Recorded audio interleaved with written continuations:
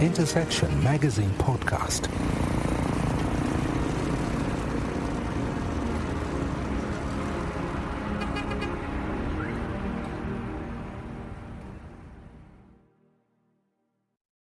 Welcome to Intersection Magazine Podcast.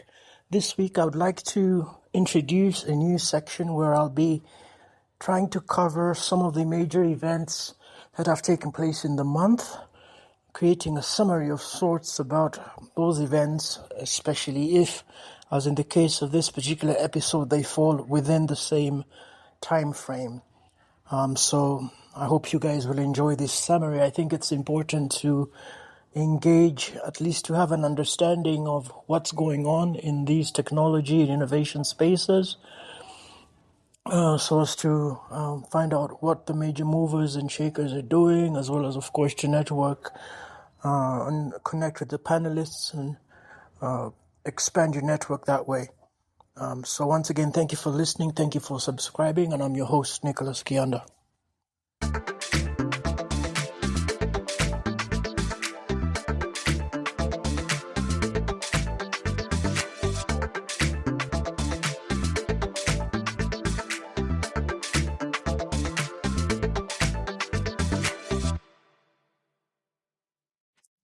Now, about 2 weeks ago, maybe less, there were two events that came into that captured my attention, and I was only made aware of these events because of my association with a group called Founders Lounge Uganda. Founders Lounge Uganda is part of an initiative started by the Startup Hub. Startup Hub is part of the work of Matthias. Matthias is a German entrepreneur who has been investing in the tech and innovation space now for quite a while. Matthias set up the hub, and then in collaboration with Donald Massa, they created the Founders Lounge group, and it's essentially a group now running over 700 young people who are interested or who are operating in the technology and innovation space, on small business space. And so it has a diverse set of aims, but mainly the purpose of the group is to foster conversations and hopefully through those conversations establish connections and build a community around those connections. The group is currently working on plans to put together all sorts of useful products for those that are in membership and hoping to grow this as time goes by. So I mentioned Founders Lounge because there are really so many different ways in which organizations or businesses can establish connections, especially if they wish, for example, to have a roadshow or to introduce a product into a country. This was the case with Sling Money. Sling Money is one of the many platforms that allows you to send money online. If you've dealt with traditional companies such as Western Union and some of the other players, you'll notice that there's quite a significant charge. Now, what if I could tell you that companies such as Sling Money and others have set up a system where you can send your money free of charge? Would you take it? I certainly will. I'll give you an example. About a week ago or so, I sent some money, and I ended up losing or spending maybe in the range of about $20 to $30 just to send the amount of money that I was trying to send. Now, if I had a system where I could send it for free, I could bag an interesting amount of money for myself and, of course, save the person who was sending the money to. So we are dealing with challenges we need not be dealing with if we only embraced technology. So that's where Sling Money came in. They visited the country, had a space for about 2 days where they started conversations, as well as established an onboarding system for those who were in Kampala to see what they thought about the technology that they were offering. Now, in some of my writings, at least for the magazine and for the blog that I publish, I was interested in strategies that companies can use to engage in new and fresh communities or geographies. So one of the things that I think was really good that they did is they set up a link, communication with Founders Lounge Group, and then they connected the ability to attend the event to registration and actual onboarding of the app. So indirectly, by attending the event, they guaranteed themselves that all the people who, at least the first 100 people that signed up, were going to receive merchandise, but as well, were going to begin immediately interacting with their system. These same people were used to solicit all sorts of useful input in terms of what they felt and how the product could be improved, notes about user experience and interface, as well as any other details that Sling Money would have found useful. And that's just part of it. The second part was what they did is where they split up the group or the attendees into about 5 distinct groups, from marketing to product, as well as other different categories in which they solicited opinions from those who were in attendance. So I think this was useful for those who were interested in establishing systems of that kind themselves. I personally attended the marketing group, which had lots of useful insights, including some ideas from someone who is in the same space and that has carried out a marketing campaign for her company. So that was some of what went on at the Sling Money event. Interestingly, for those who participated in a Q&A, there was also a special gift of some a coupon-like card in which you could scan and then receive maybe about 10 USD into your Sling Money account. Now, I was able to share with the Sling Money community or the representative and the PR person about some of the challenges I faced with other fintechs that exist in the space, and hopefully those they will not face the same challenges in terms of their future growth and how they market their product. So that was Sling Money. Now, on the back of Sling Money, we also were able to connect with Caleb Maru. Caleb Maru is the brains behind Tech Safari. Tech Safari is an Africa-wide movement that pretty much started off covering the technology and innovation landscape on the continent, with stories about all sorts of places, whether that's Nigeria, Egypt, South Africa, Kenya, starting conversations and holding events and establishing a network of developers and founders and VCs and all sorts of other interesting people in the ecosystem. So what Caleb was doing was he was writing and information and connecting people and putting all these ideas in a newsletter which he publishes. And then every few months he would visit some of these countries and hold meetings or sessions and meet the founders in those particular places, and of course establish connections as well as build a base. Currently, I think the subscribers in the thousands, or the subscriber base for his newsletters in the thousands, and he's building lots of interesting ideas and projects and products underneath the wings of the Tech Safari project or the Tech Safari group. So that was the second day or the second event that was held in which I was able to attend.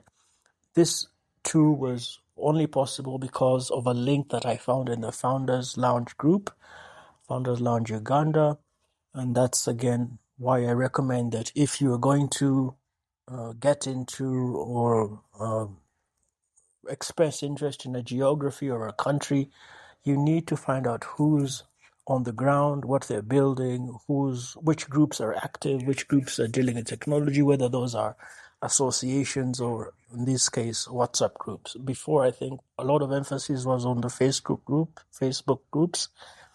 But of course, some of these groups are more global than they are local. So you need to do a bit of research when you're coming into a country as to where to put your message, and then try as much as possible to use your connection, whether it's registration for the event, to onboard or to solicit membership or to create a link with the people who will be in that country or who will be attending that session.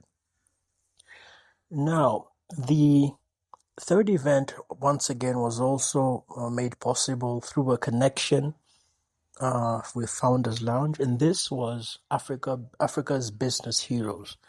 Africa Business Heroes is the brainchild and actually a project funded and established by Jack Ma. Jack Ma, of course, if you don't know, is a Chinese founder who has made his billions in the startup space, started very young, and was consistent in the products he developed. He pretty much mastered the art of all the art and science of logistics and online shopping.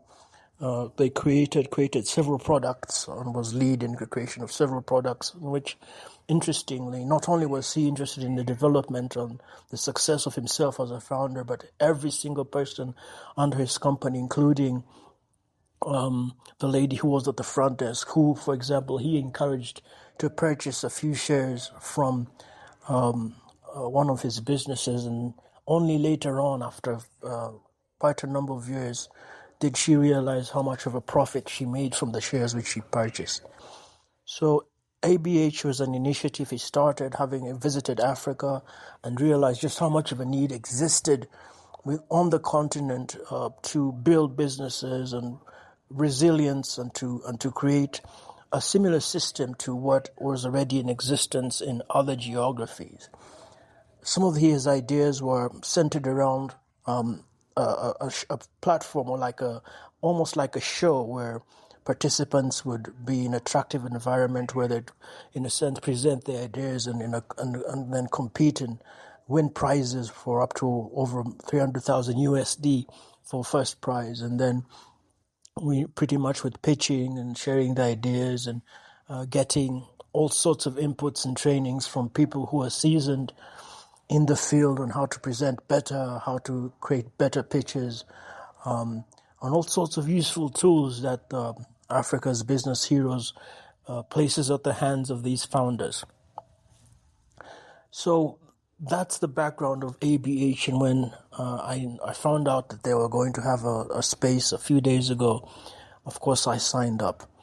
Now, in terms of who the panelists were and what the theme was for the event, the group chose to put together an interesting panel, and they were interested in exploring the theme of profit and impact and sustainability. Now, this captured my attention because just a few weeks or just a few days prior, I had the privilege of being a part of a webinar called Africa Reimagined. Now, in Africa Reimagined, one of the ladies who spoke had a session which she titled Demystifying Africa's VC Space. And in one of the areas one of the myths that exists in the space is the idea that that profit and impact cannot be matched or cannot be linked, or that you're either building for profit or you're building for impact. So she presented her case and dealt with those ideas. So when I was done listening to that and putting it on paper for the magazine, and that will be in the May issue, I was surprised when I found out that the theme, at least for ABH, was around the same ideas of profit, impact, and sustainability. Now, in terms of who was going to be part of the panel, there were about 3 different groups of people. One was a man called Martin Sally. Martin Sally has worked extensively combining both research and entrepreneurship into developing soy-based products, from yogurt to soy, and as well as other related goods. And he has established himself and has been a participant in the ABH, or Africa's Business Heroes competition. Second was a lady who was into animation. Her company is called Kunda Kids. Her name is Chiwana. And then finally is Dr. Emma Naloyimba. Naloyimba started off in agriculture, teaching people how to make use of small acreages of land productively. And then she realized that there was also a missing piece in our education system. So she used the revenues that she had garnered and the attention that she had gathered with her effective agricultural practice to establish a school in the same area. There were two questions personally that I raised and that people, of course, expressed some interest in when these people spoke. One of the questions was the issue of scalability. How do you resist the urge to expand? The school is successful. You're getting people coming from all sorts of directions asking you for a place for their children. And she said that it's really an issue of maintaining quality,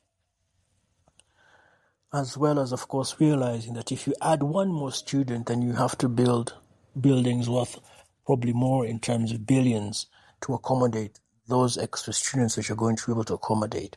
In addition to that, she was interested in the idea that the school is trying to establish something different. It's not about putting up buildings, it's about having the children play and have a space to express themselves, as well as, of course, to experiment and to see what benefits they can derive from agriculture. One of the other distinctive things about Dr. Naloyimba's project was the idea that you need absolutely nothing except to pay for your children's fees and deliver your children to the school. Everything from food to clothing is provided by the school. This is different because if you hear the negative stories that have been going on in the country, you'll realize that there's been a bit too much of attention in terms of what children are asked to bring to school in addition to the school fees that they're paying. So this was a bit of a breath of fresh air. My other question was to do with the link between sustainability and skill. I suppose I was fearing that sometimes a business can be sustained while not being successful. So how do you balance the issue of scale with that of sustainability? Her response was interesting. She described scale as either being vertical or horizontal. So that gives you something to think about as well.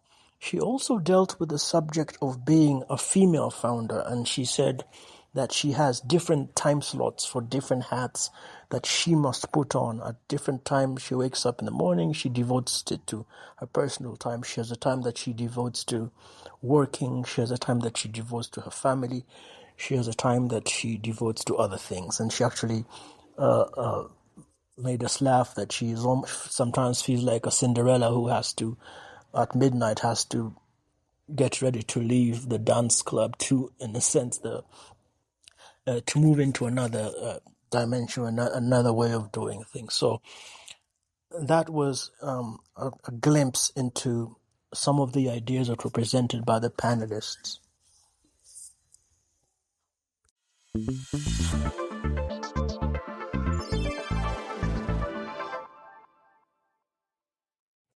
So what do you do? I mean, what action steps can you take from at least these three events? Well, for the Sling Money application, I'd ask you or advise you to go to your Google Store, as well as your Apple Store if you're on an Apple user, and search for the Sling Money, download it, and make use of the app. They have quite a number of useful perks that you can benefit from, depending on the area in which you're using this application, whether that means invitations of people that are not part of the platform or usage of the platform for the first time, as well as, of course, the ability to enjoy the benefits of using the app to send money to quite a number of countries. Second, if you are not part of the network that Caleb Maru has created for Tech Safari, I encourage you to visit Caleb Maru's LinkedIn site, LinkedIn account. Connect with him, follow him, and then you will get updated in terms of what's going on the continent. Whether that's fintech news, whether that's developments that he sees in Northern Africa, Southern Africa, Western Africa, Francophone Africa, as well as East Africa.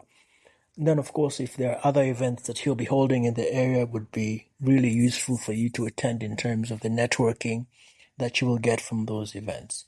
Now, thirdly, for the Africa's Business Heroes, I invite you to visit the website www.africasbusinessheroes.org. Follow the link that says register. You will find what you need to register in terms of the rules for registration. And then what will happen is you will be guided through the process and then linked with a person who will help you walk through your application so that it's effective.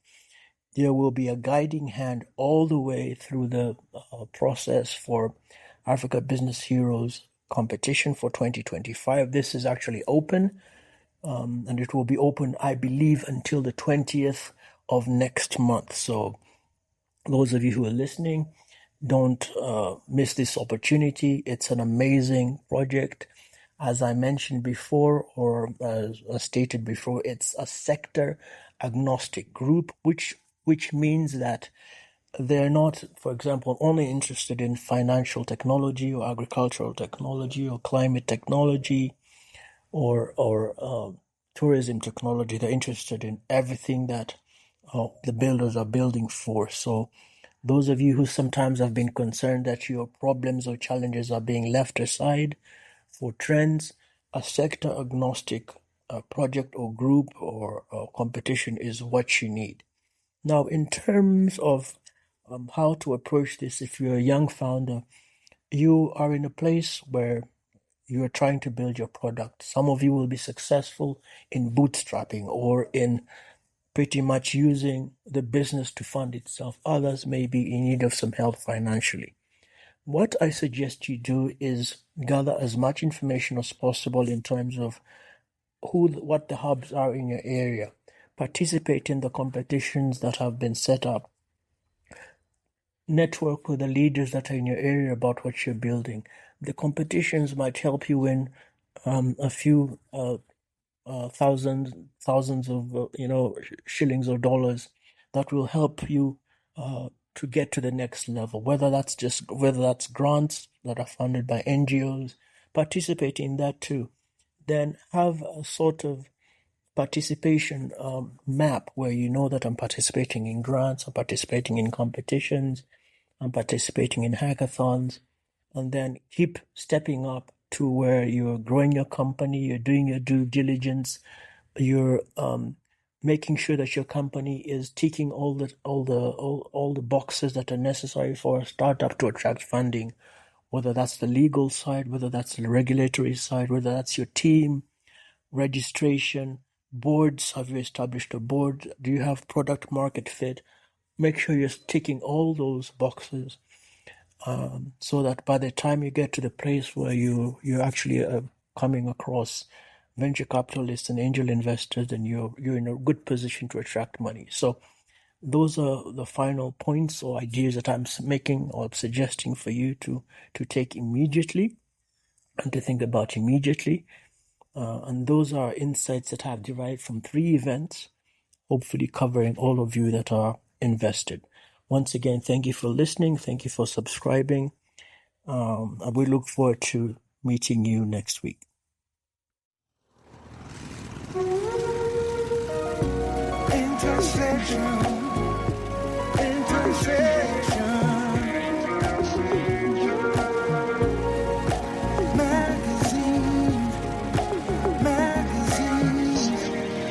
Intersection Magazine Podcast.